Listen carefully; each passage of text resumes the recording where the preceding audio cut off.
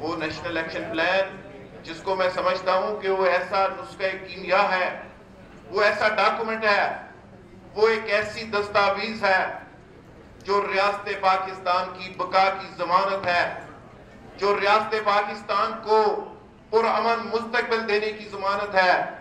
National action plan एक ऐसा document है जो पूरी दुनिया के अंदर एक पुरअमन और तरक्की याफ्ता पाकिस्तान को आगे बढ़ाने की जमानत है।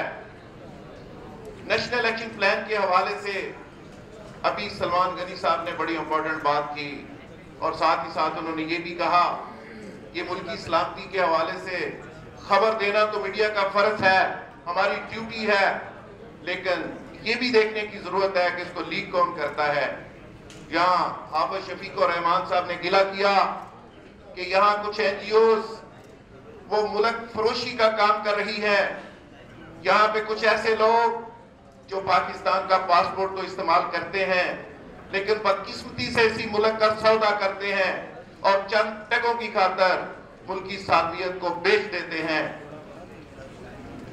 जिस तरह मैंने कहा कि 13 साल तक हम ये सोचते रहे, हम इस बहस में उलझे रहे, इस हमारी कंफ्यूजन से, इस बददिली से दहशतगर्दों ने पूरा फायदा उठाया और वो हमारी सालवियत पर और हमारी बका पर, इस पाकिस्तान पर, हमारे मुस्तकबिल पर ताबड़तोड़ हमले करते रहे।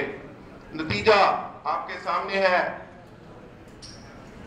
ये जो नेशनल एक्शन प्लान जो 20 निकात की शक्ल में सामने आया, जिसपे मैं समझता हूं कि बहुत सारी रुकावटों के बावजूद, बहुत सारी मसलतों के बावजूद, बहुत सारी मुफाहमतों के बावजूद इस पे बहुत सारी अचीवमेंट्स हुई, लेकिन दयानतदारी की बात है और मैं जिम्मेदारी से कहता हूं कि आज भी ये नेशनल एक्शन प्लान के बहुत अहम नुकात जिसमें बलोचिस्तान रिकंसिलिएशन का इशू है उस पर काम करने की जरूरत है। किसी फर्द, किसी अदारे, किसी हुकूमत को अगर उस पर इख्तलाफ हो तो उसका मकसद इख्तलाफ बराए इख्तलाफ नहीं होता, उसकी निशानदेही होता है ताकि आप उसको जो बेहतर कर सकें, क्योंकि सबका इमेज ऑब्जेक्टिव अल्टीमेटली मुल्क में बेहतर अमन आमा और नेशनल सिक्योरिटी बेहतर हालात में पैदा करना होता है। तो वो ताकि उस बैकग्राउंड में आप चीज़ों को देखा जाए और उसमें जो बेहतरी जहाँ ज़रूरत हो, जिस अदारे को वहाँ बेहतरी करने की जरूरत, उसको बेहतरी लाई जाए। नेशनल सिक्योरिटी का जहाँ तक ताल्लुक है, नेशनल सिक्योरिटी एक बहुत वाइड टर्म है और इसमें तो तमाम चीज़ें किसी भी हुकूमत, किसी स्टेट के हवाले से उसकी जो सिक्योरिटी के अपरेटस है, जिसमें इकोनॉमिक सिक्योरिटी भी है, पॉलिटिकल भी है, एनवायरमेंटल भी है और दूसरी इंटरनल सिक्योरिटी भी, सारी चीज़ें शामिल हैं। लेकिन वो एक बहुत बड़ा सब्जेक्ट आ जाता है। तो और यहाँ का आज का हदफ, हमारा मौजूद बहस जो है वो नेशनल एक्शन प्लान है, जो कि नेशनल इंटरनल सिक्योरिटी, दाखिली जो हमारी सिक्योरिटी का प्लान, उसके हवाले से है। मैं यहाँ पे आपके सामने मदारिस के मामलात के हवाले से कुछ गुजारिशात पेश करना चाहूँगा, क्योंकि मेरा ताल्लुक़ मदरसे के साथ है और मैं ये समझता हूँ कि मदरसे वाले ही अपनी मुश्किलात को और अपनी कामयाबी को सही तरीके से बयान कर सकते हैं। रिफॉर्म्स होनी चाहिए मुआशरे के हर मैदान, हर अदारे और जहाँ पर भी कोई भी मुआशरा तरक्की करना चाहता है तो वो रिफॉर्म्स के बगैर आगे चल नहीं सकता। ऐसे ही मदारिस में भी रिफॉर्म्स होनी चाहिए। लेकिन जब हमारी हुकूमत आई है तो उस वक्त हमें 3 बहुत बड़े चैलेंजेस का सामना था। एक दहशतगर्दी का बहुत बड़ा चैलेंज था, एक एनर्जी का बहुत बड़ा चैलेंज था। मुसद्दक साहब बैठे हुए हैं, काफ़ी इसमें इन्वॉल्व रहे हैं। एक यकीनी तौर पे इकनॉमिक जो हमारी सिचुएशन थी, जो कंडीशन थी, उसका भी बहुत बड़ा, हमें मईशत का भी एक बहुत बड़ा चैलेंज था सामना। तो तीनों को जब लेके चले तो यकीनी तौर पे उसको अगर हम तीनों में अगर प्रायोरिटाइज़ करें तो तीनों ही मेरा हाल एक दूसरे डिपेंडेंट थे। लेकिन दहशतगर्दी का जो मसला था या इंतहा पसंदी का, जिसको आप साथ इसके मिला सकते हैं, नेशनल एक्शन प्लान की बात की जाए तो उस पर इस गवर्नमेंट ने, प्राइम मिनिस्टर पाकिस्तान ने मेरे ख्याल जितनी मीटिंग्स की हैं शायद ही किसी और मसले पे की हों।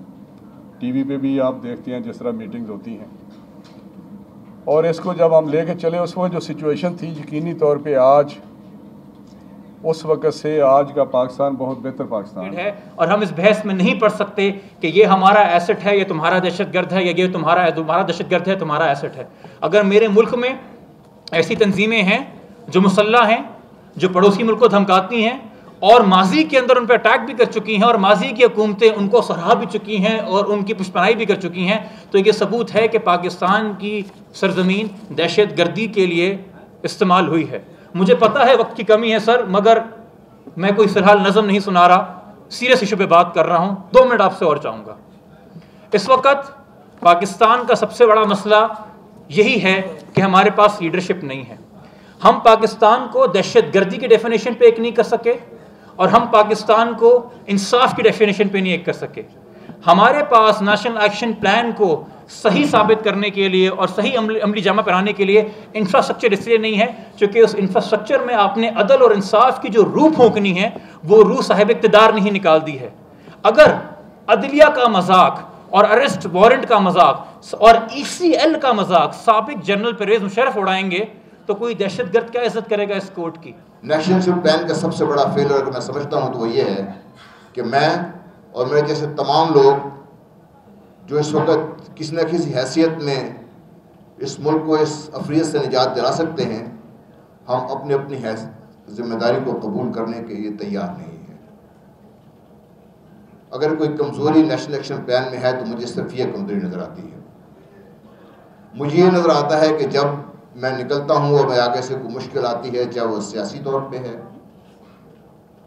चाहे वो मेरे अपने गिरोही तौर पे है, मैं उन मुश्किलात से पहलू तही करते हुए अपने मफादात की निगहदाश्त में आगे निकल जाता हूँ। नेशनल एक्शन प्लान बहुत पीछे रह जाता है। लेकिन पाकिस्तान भी रहना है इंशाअल्लाह। इस दहशतगर्दी से निजात भी हमने पानी है। अगर आप अदम इत्मीनान का या नाउमीदी का शिकार हैं तो मैं आपको थोड़ा वो वक्त याद करवाऊं जब कुछ साल पहले एक खूनी चौक हुआ करता था। याद है आपको वो खूनी चौक?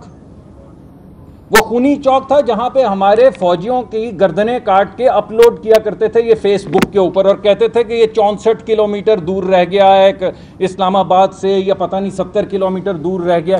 कहां है वो खूनी चौक? एक सल्तनत राइज कर दी गई थी। मुल्क के अंदर ऐसे खित्ते थे जहां पे सल्तनतें कायम कर दी गई थी जिनको ऊपर लोग हुक्मरान थे मुख्तलिफ नामों से। कहां हैं वो सल्तनतें?